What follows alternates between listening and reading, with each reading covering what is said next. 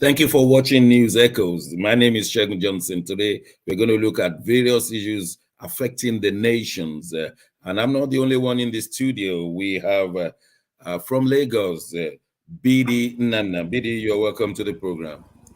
Good morning, Dr. Shegu. Thanks for having me here today. Good morning, everyone in the studio, our viewers all around the world. Let's do it again, like always. Yes, not too far from you is Dr. Osita Anyemeka, renowned educationist. Dr. Osita, you're welcome to the program. Thank you, Dr. Johnson. Welcome, viewers. And in Milan, we have man, Massive Mark. Mark Godwin, you're welcome to the program.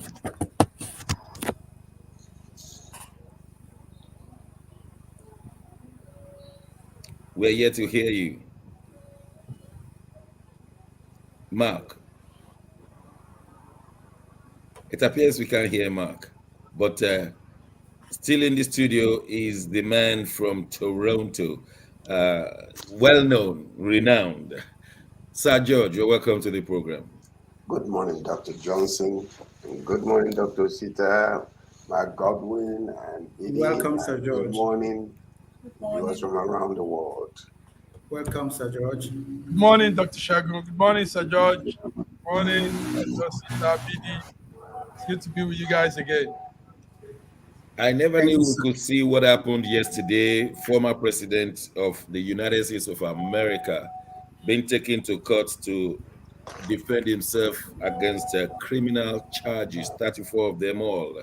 And with all the drama, he came into the court after flying in his own personal jet with Trump, well written. And after pleading not guilty, he flew back. I wonder how much that cost, the to and fro, how many Americans can receive that. But before we forget the real issue, the closest man to him in proximity is George. Sir George, we want to look at it not directly, but to relate it to Africa. Can we get that kind of justice in Africa? That is justice to be seen and to be seen to be served. Well, number one thing we need to understand is I don't think you can see that in Africa, to be very frank with you, because it's not something that, the laws are basically made for everybody. But when it comes down to us in Africa, it's only for the regular people, not for people like Trump or any of those type of people. So that is the main issue there. But also, you have to understand this is an unusual situation. Everybody's crying out. But Trump has never, U.S. have never had a president like Trump. So when you don't, if you have no regards for the rule of law and you do things, the way you've known it to have done it in the past several times and get away with it because you don't feel that the law applies to you and you continue to do so, they say that every day is for the thief and one day is for the owner. And this is what you're really seeing when it comes to the rule of law. Nobody is above the law. Do you think it's political witch hunting? I don't think so. I honestly don't think it is. I know they're trying to, attach it to that. But I don't think, because if you look down in the history, if you know this type of people before, these are the type of people, they are sticklers. They believe in the rule of law. And it's not about, going after somebody because of. No, they believe in the rule of law. You've seen this in the movies where maybe somebody's, there is a case that has not been solved, an investigator. And that guy is just a stickler. They will take that file all the way, even after they retire, they're still working on it. That's what I believe that kind of person is. But you look at the background of the person that we're talking about. Look at it. Everybody all around the world have seen all kinds of things that are done, which is basically doing things because you feel like you can get away with it, and bending the rules all over, beating the system all over. So that's exactly what you're seeing here. Thank you very much, sir. Let me quickly go to Lagos. Bidi, you watched it as well, like the rest of us. I was watching it and I was saying, can this ever happen in Africa? Or let's be specific, can it ever happen in Nigeria? What's your take?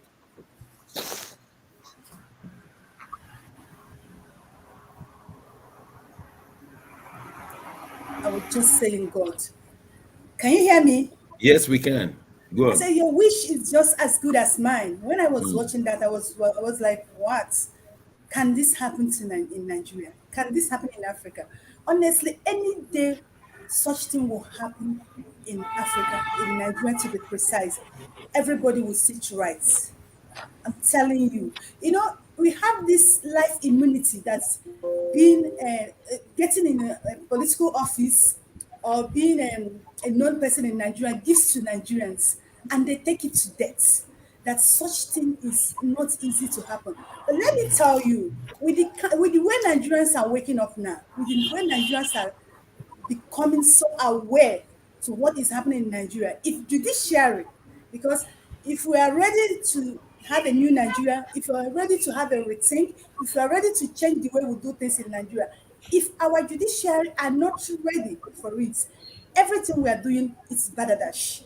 But if our judiciary are ready to up their game, to turn a new leaf, to do things differently, I'm telling you, we'll get there. And once we get there, I'm telling you, everything will turn right. And what does that mean? It means that we start looking everybody to be equal. What happened in America shows that no one is above the law. Irrespective of you being the president of Nigeria, president of America, present or past, no one is above the law. And that Wow. makes Americans the same. You can't find such thing in Nigeria. You can't even find in Africa. In Africa, there are people who are more Nigerian than others. And that is what every average Nigerian has been fighting for the past few years. But the people that hold power, the people who feel that this country belongs to them, wouldn't want to sit and watch us achieve such Nigerian All right. of our dream. Thank you very much, BD. Let me use this occasion to welcome, after a long spell, Ambassador Nat Yako. Ambassador Nat, you are welcome to the program. Thank you very much, and good morning to all the comrades. The comrade now or legends? Legends. Okay, we're coming back to you. We're coming back to you. Thank you. Dr. Peter, you've listened to Sir George and BD. And we're not delving into the 34 charges of Donald Trump. We can do that on Friday. But right now, we're just hoping that Africa will be in a position to have a well-respected judiciary, and that the impunity you always talk about in Nigeria will be minimized or come to an end. What do you say as we were watching yesterday? When I saw that yesterday, when he left his limo and walked into the house, the law says he was under custody.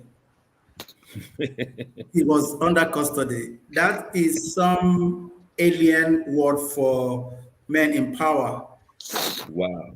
in Nigeria and in Africa. But that is not to say that it cannot happen here. It has happened already with state governors. It has happened already with local government chairmen. We just need to take it up one notch. Hit the legislature, hit the executive, hit the judiciary. And the only way to do that is what everybody is fighting for now.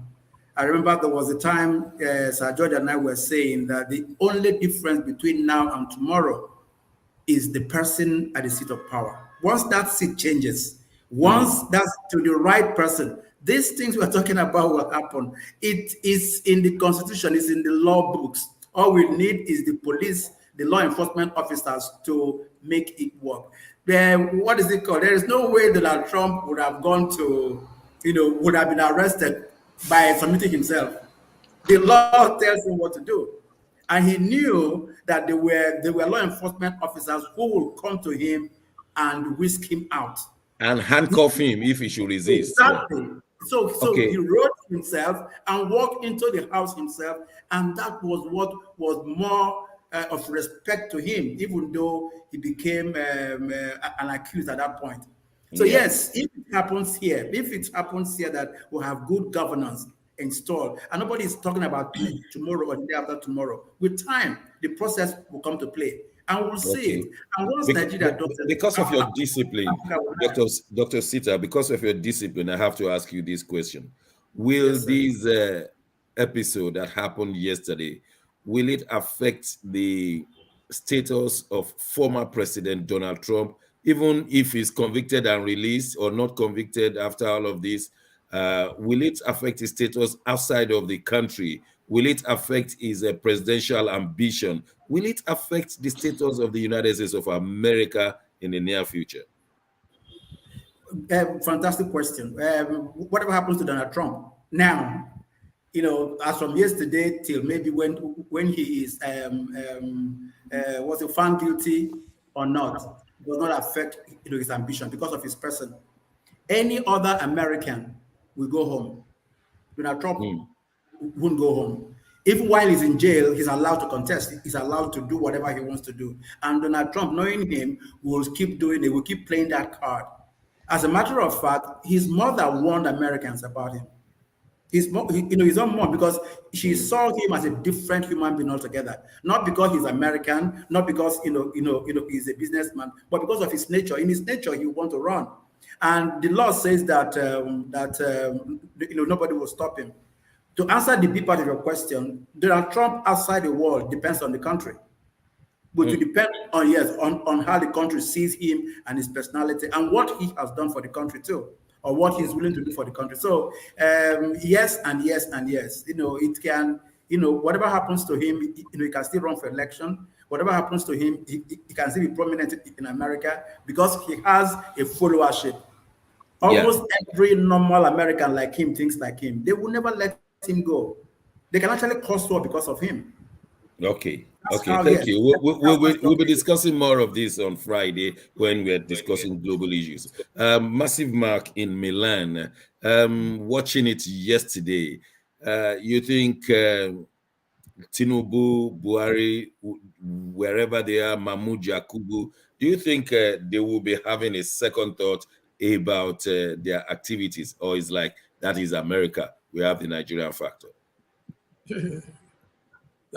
That's it. You said it all, Dr. Shagun. The Nigerian factor still plays in on our politicians. In fact, it plays so hard on them. They hold on to power as if it's their right, it's their property, and it's all for them. So, conscience, there's something called conscience. At the end of it all, people's conscience should prick them. But we come from a country where the politicians I don't think their conscience are alive. I think it's dead. So I mean, in the heat of all this, yesterday in Washington, the Minister of Information and Culture made some statements that showed that they are really hell bent on holding on to power, regardless whose gods are touched. So this doesn't perturb. They are not perturbed in any way, Dr. Shagun. This doesn't affect them. They think this is America. This is how they do their own thing there. But in Nigeria, we call the shots, and we call the shot until we are no more. It is only when they die that they probably stop calling the shots. And finally, Ambassador Nat, you watched yesterday what happened. Do you think we have former presidents who should come before the judiciary like that, and or do we necessarily have to outsource all those who have misbehaved in power, like we did in Ibori, like we did in Ekweremadu, and Alai Mesiga, all of those people? We outsource judiciary to deal with them, but never in our country.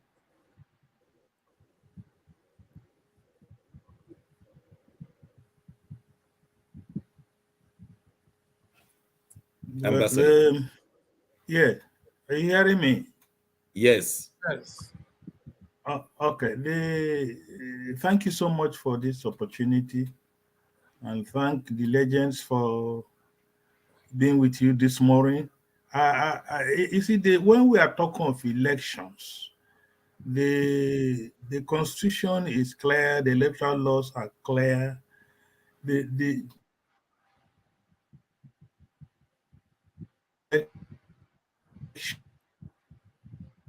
or even anything is going to court, it means our votes are useless.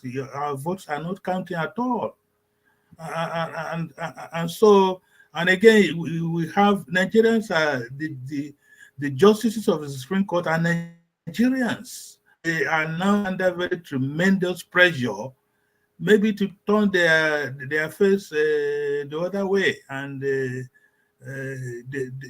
take away the mandate of the people. So I remember Jonathan, the former president, saying the courts should have nothing to do with our elections. It is the electorate, the civilians, the people who decide, who go to cast their vote for the individuals they want to be their leaders. And so really, some of us don't expect much from the Supreme Court, from any other judiciary outfit. Yes. So those who have The recklessly stolen votes, they will get away with it eventually. That's what you're saying. Yeah, because this is what all APC and other people are doing. That go to court. To do what? Have you bought all the justices? Because this is what it means.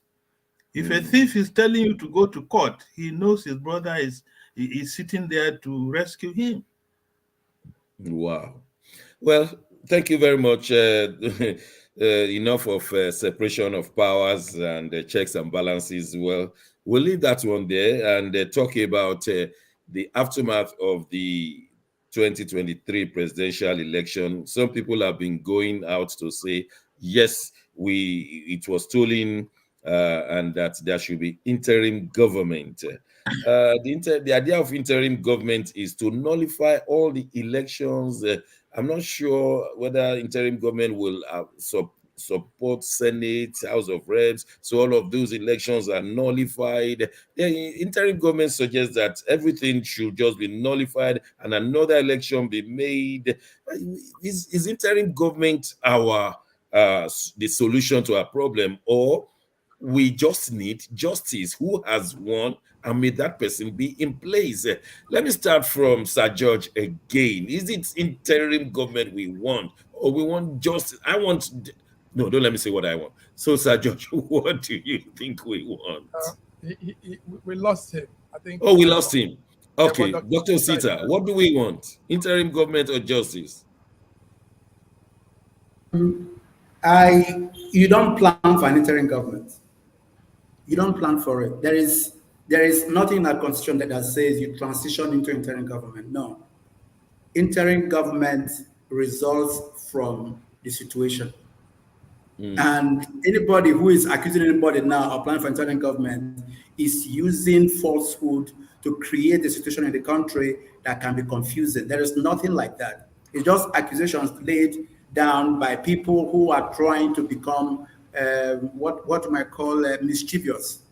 If there is going to be an interim government, the boys in uniform will look at what is happening, hit the road, arrest people, and decide whether they will stay for 1 week, 1 month, 10 days, or 10 years. That's interim. Any military regime is interim. It's an aberration of democracy, so that makes it interim. But the issue now is that people who are scared, listen to this word, are scared of having done the wrong thing. They are exhuming factors that could become reasonable for them to accuse other people. So when somebody raises emotion, when somebody raises, accuses another person of planning an interim government, how does he prove that? How does he know that something like that is going to happen? Even President Buhari cannot by himself institute an interim government. He cannot, because his term ends, and then he should be able to hand over to somebody who has been elected. Just like you said, if somebody is elected and declared president-elect rightfully, the next thing to do is to move from campaign and election to Eagle Square, from Eagle Square to Aso Rock. It's such a normal process, and we have had it before, but this time people are saying no, that it didn't happen right. who were just asleep. By morning, they declared somebody while the votes were still being counted, president-elect, and then the person was given the certificate of return, because that was the recklessness in it. That was the reckless. That declaring him president-elect would have been okay. So let's count again and see whether this declaration is is either right or wrong. But they went all the way, invited him to a ceremony, and presented the certificate of return. And then the person whose certificate was given to started a new campaign for recognition, carrying that certificate everywhere in the country and outside the country, trying to evoke sympathy or empathy for what he knew that he didn't earn.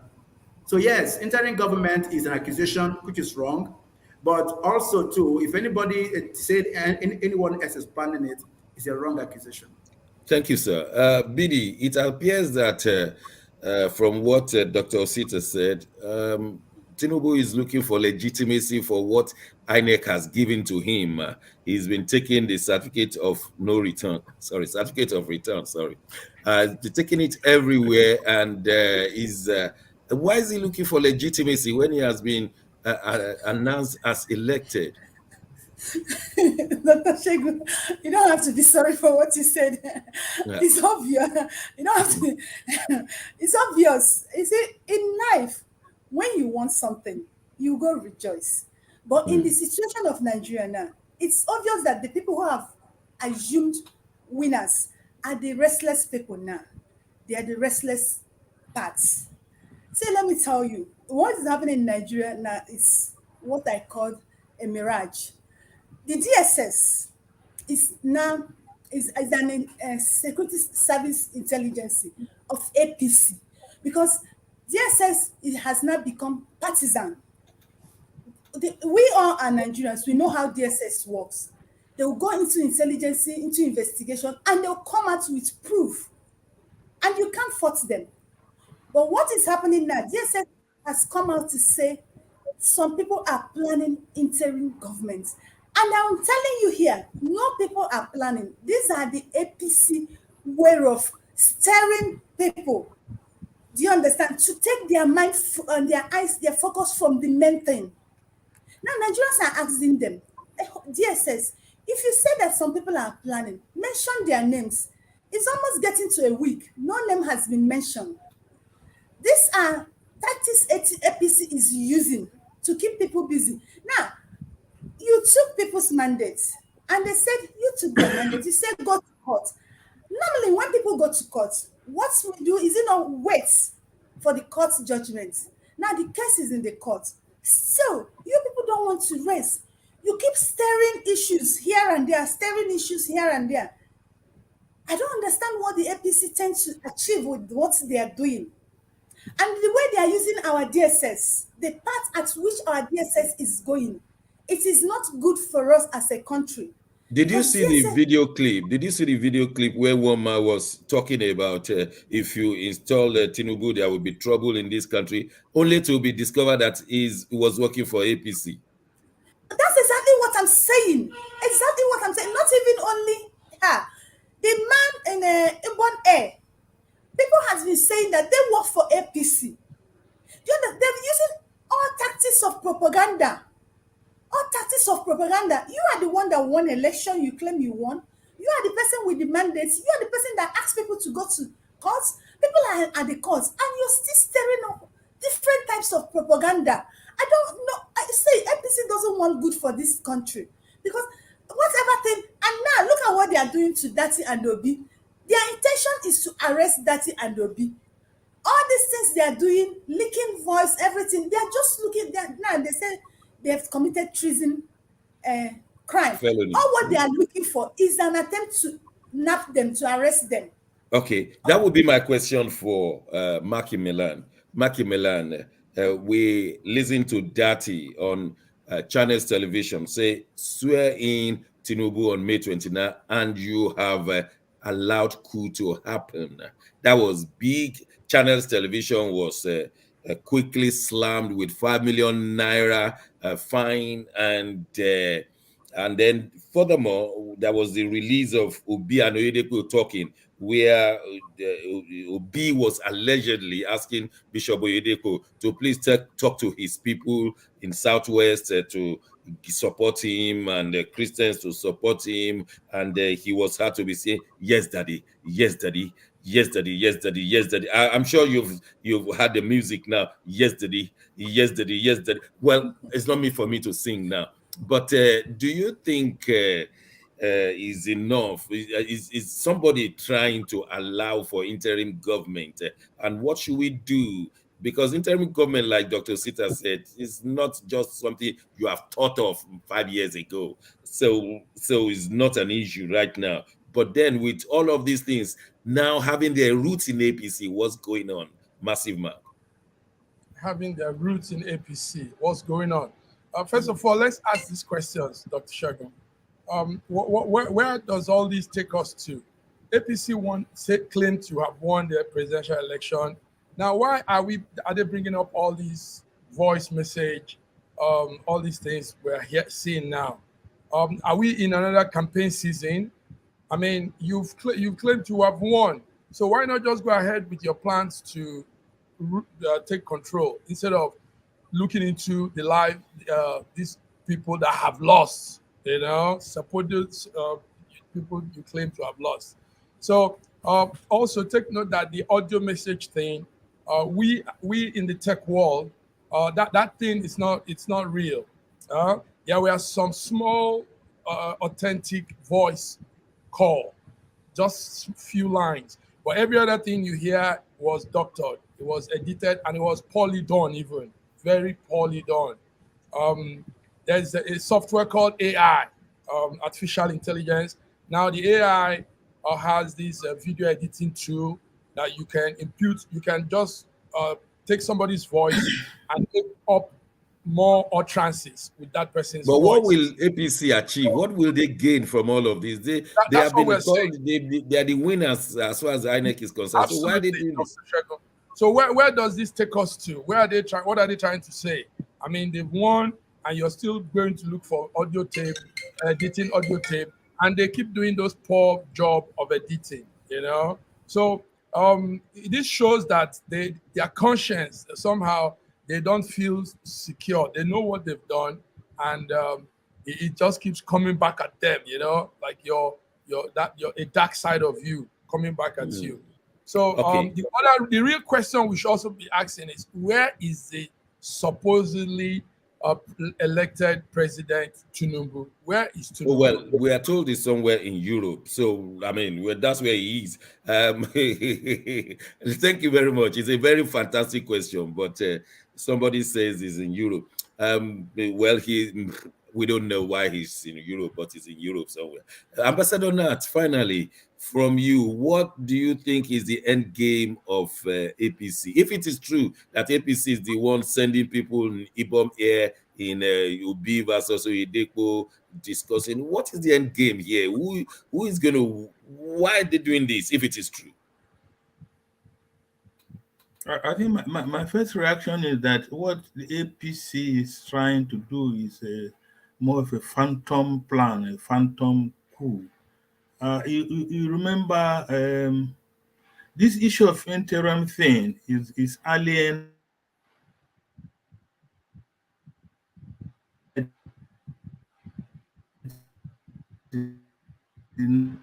the constitutional emergency, and it becomes absolutely necessary that the president's tenure has, but national emergencies, either there's an earthquake or something natural happens that has to give a leeway for extension.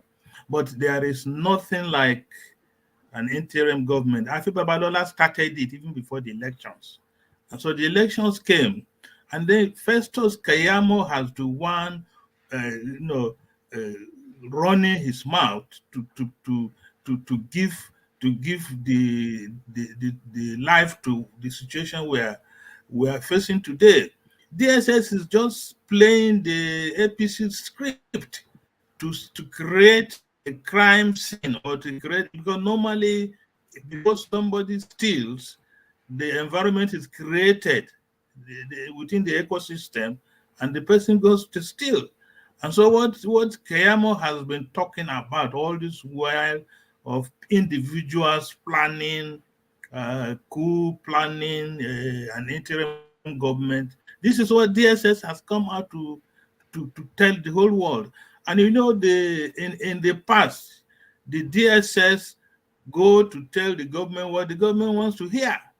And this is a situation. Okay. I'm just mindful of the time. I think when we need to go on break right now. When we return, we will be looking at who's going to be the number 3 man in Nigeria.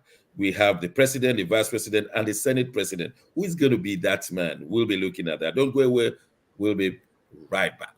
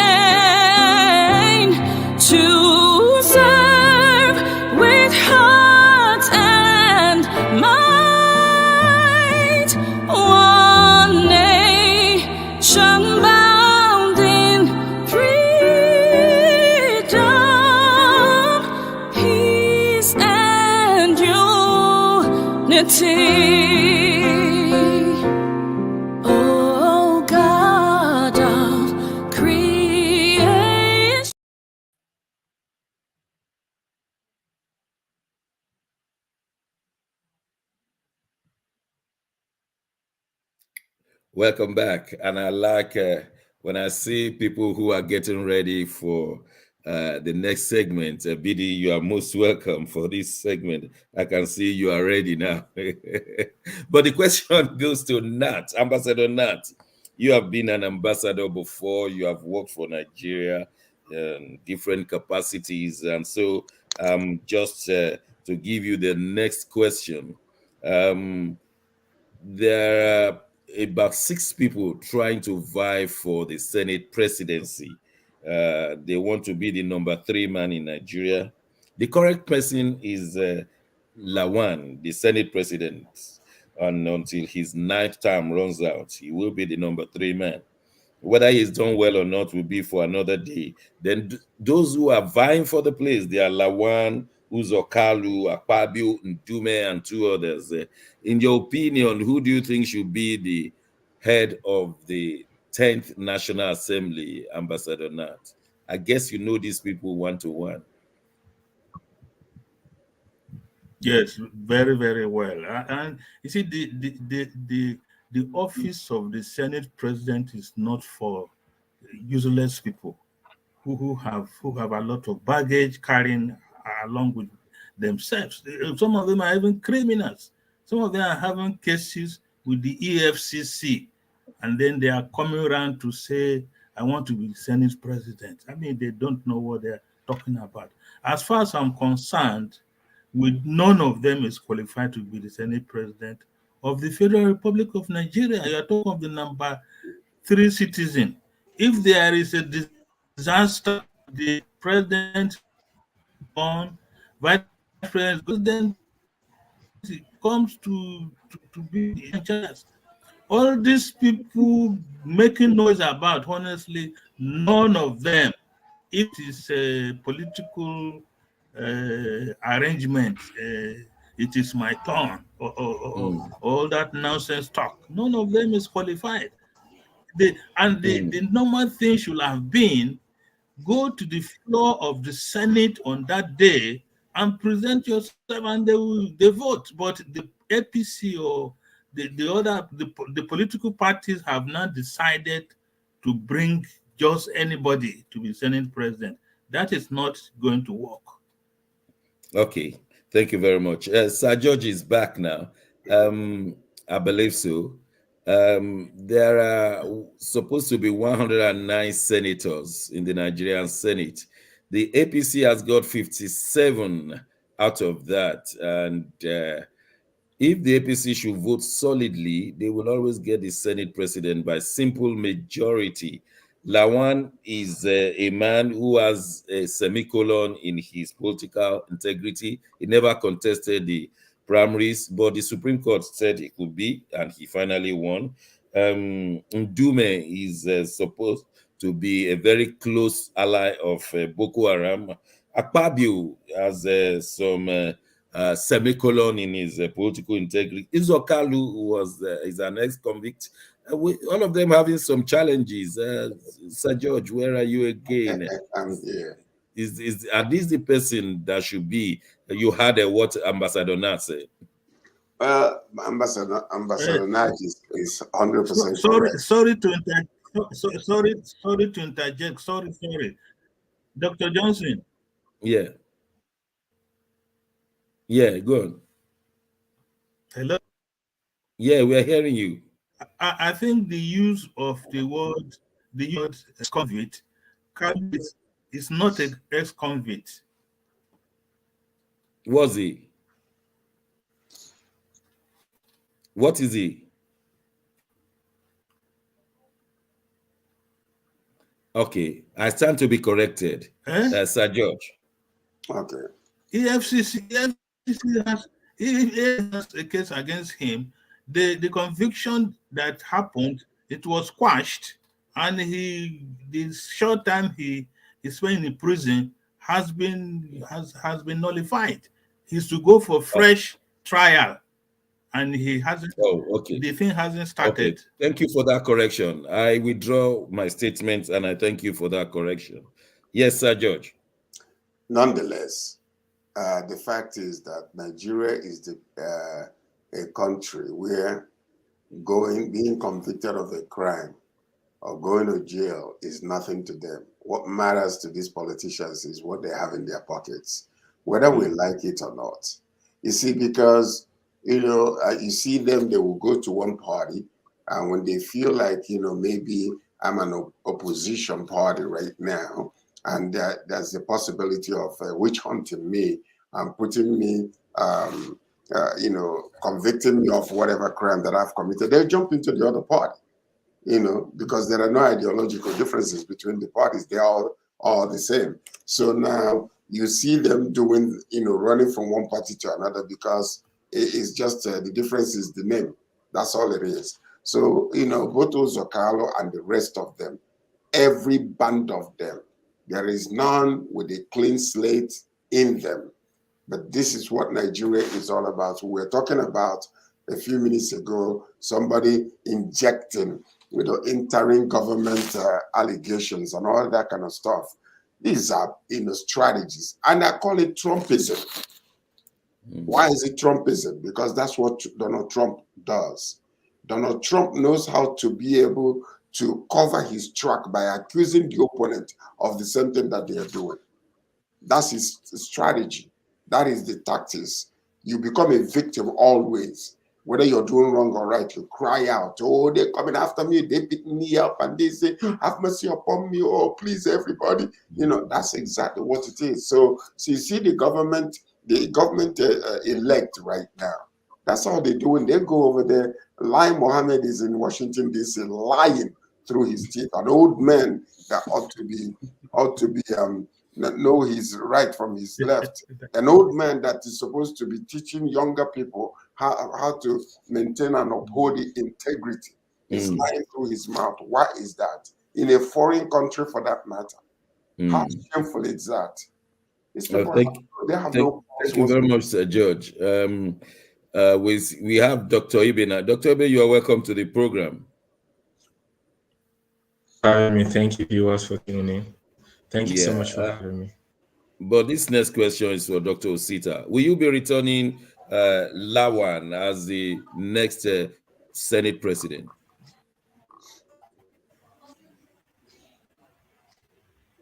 I can't hear you. I think Lawan will go in our records as the worst Senate President so far. Because if you remember, at the port of entry, it was the same guy that went on his knees thanking the executive instead of avoiding him. He was there like, Baba, thank you, because I know that it was through your support that I got to this place. If somebody like that heads the legislature, how how does the power separate? He was already doing that, and then, like you said, he had a semicolon. Everything he has done so far has been wrong. And then look at him. We have Muslim Yoruba South, Muslim North as in the president and vice president, and he is what? Muslim North, and he still wants to be Senate president. There's something wrong about that. But because of impunity, because they always think that they can do whatever they like and get away with it, he will try his best, and don't be surprised if they name him the next. Because he is thinking that he has done so well, with his colleagues, that they want him to continue the legacy that he has. There's a way he put it, that he will be able to stabilize the nation as the transition, happens. Stabilize what? It's the same old story. Because this man came and said that. But Dr. Sita, I'm just thinking of this. You recall that Lawan was practically put there in the 9th Assembly by Jagaban. It was a very close ally of Jagaban. Unfortunately, he came out in the primaries to contest against Jagaban, knowing fully well that Jagaban was going to contest. He lost that one, went back to fight Machina. Now, somehow, Supreme Court said he's the guy. You think Tinubu will not remember how he came to fight against him in the primaries? Or they don't really matter? We are just the minions trying to see. Okay, from what I heard, eventually, they were not sure. They were not sure if Tinubu was actually going to run because he was very sick pre-primaries. They were not sure. That was why nobody advised Oshibanjo, nobody advised Lawan. But when he hit the podium to declare, they were all already there. So it was so easy for them to say, okay, Baba, take it, even when his money was talking to. So yes, it is water under the bridge. If they want him there, that he has something to do for them, because it's about who does what for me, who can deliver what I'm looking for. That's how they play in the cabaldom, because those people there, they have their personal agenda, and they want to be able to relieve those agenda from beginning to the end, no matter whose ox is God. Wow. Let's ask Bidi in Lagos. You think people care about who the Senate president is, and if they care, you think Uzokalu has a chance, or Akpabio? Akpabio seems to be rising from two-term governor to minister, now wants to be Senate president, and yet they believe that his hands are not clean as the governor. You said it all. People don't actually care. Nigerians don't care. And every other Nigerian will say it is the turn of the Southeast The Southeast themselves, they don't care. And like Uzokalu came out to say, it is his turn. And these people from South East slammed him like he regretted saying that. And it was like, Tinubu came out and said, it's my turn. And everybody from Southwest supported him. And he came out to say, it is his turn. And the Southeast youth are at the verge of killing him if they have seen him alive. Do you understand? Now, my question is this. We have over 100 senators in the House. In Nigeria, we have this mindset of staying long or years. And you will agree with me, in this country, over the years, we've come to understand that the ability or having the capacity to achieve success is not in how long you've stayed or how long you've wasted in a pain. Because in Nigeria, if you don't have the toughness of spirit, the longer you stay, the easier they will even corrupt you. Do you understand? We have over 100 senates. Why would it be among just 7 or 8 senates? Why can't they make it open? That you stayed long in the Senate does not make you a right person for this post. It's definitely made open, but the capacity to rally around more votes for yourself will be the issue.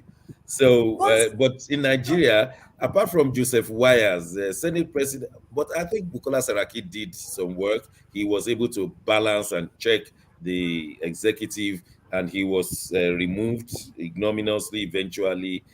I mean, he lost the election ignominiously. And I said Saraki has been the best president we've had, depending from when I started following Nigerian politics, because he was one man the president could not direct. He was doing the bid of the people, and that is why he was more hated.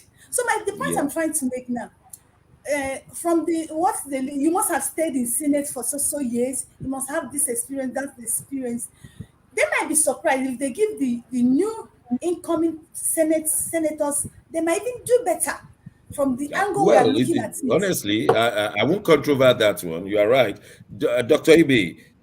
Still on the number 3 person, who do you think should be among all those who are vying, or should we just go for BD's position, look for a better person or the best person within the 109 senators? Yeah, judging from what I have seen in the presidential elections and governorship elections, I have absolutely no enthusiasm or preference to any of the candidates. I do not know them personally to have enough information to say one is better than the other. I think I would agree a bit with what BD said in terms of being able to defend, to stick to for the rights of the people is something to admire. And if that is true, then we need somebody similar to that. But the rate of impunity is that shows that even that position is very limited, because, like in Nigeria, the fear of the DSS is like the beginning of wisdom, right? Doesn't matter who you are, what position you are. If the DSS comes knocking at your door, then even the police and everybody will just disappear into thin air or a black hole, like as if they never existed. So we need a real reform, both constitutional reform, division of power, government role need to be really defined, and we need an electoral process that can guarantee the people's choice, which we haven't really seen in terms of transparency. Will you recommend Akpabio or Ndume? No, I don't recommend anybody. I made it clear. Made it extremely clear. How did you know I set you up with that question? I set you up, and you did not fall into it. Well, but these are the people. I mean, doctor, you have to do better than this. Somebody has to be there. No, well, if you have more information, I won't go blindly. I've seen, like I said, I have a history of. I've seen the presidential election. I've seen the governorship election, and I've seen how we were. Not that I'm happy or angry about the result of it. It doesn't matter who won. Tinubu, if it's even Peter Obi, it's not about who won that I'm interested in. Who won? Congratulations. What I'm interested in is the process, is the ability to people to say that yes, my vote counted, my voice was heard, my Yeah, interest will be yeah. represented. That's all I want You are to hear say. absolutely right.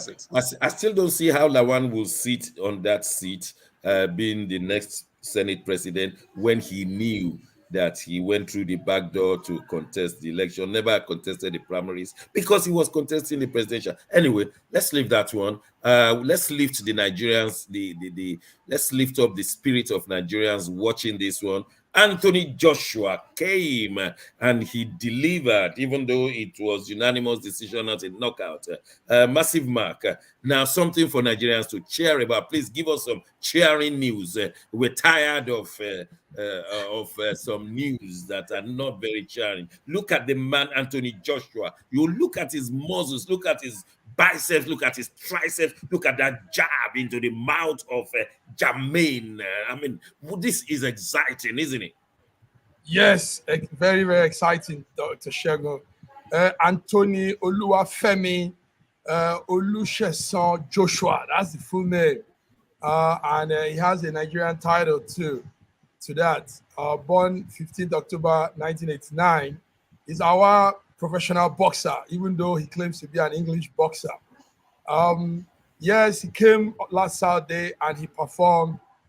He went head on with Jermaine Franklin at the London O2 Arena, and boxing fans were excited. We wanted a knockout anyway. We wanted a strong knockout from Joshua to the guy, but that didn't come through. Anyway, Joshua won with some very tough, unanimous points decision, and but his American opponent, yes, looked tough, came strong, but Joshua took him down. The fight lasted all through, and the two of them pulled it up very strong, very, very strong. So we are now looking at Joshua heading to fight either Tyson Fury or Wilder. Deontay Wilder. Yeah, Deontay Wilder, or a guy called Dillian White. Any of these three guys are the options that are open. So that was a beautiful outing last Saturday. Anthony came, and there's this joke in Nigeria that he shouldn't go shake hands with President Buhari.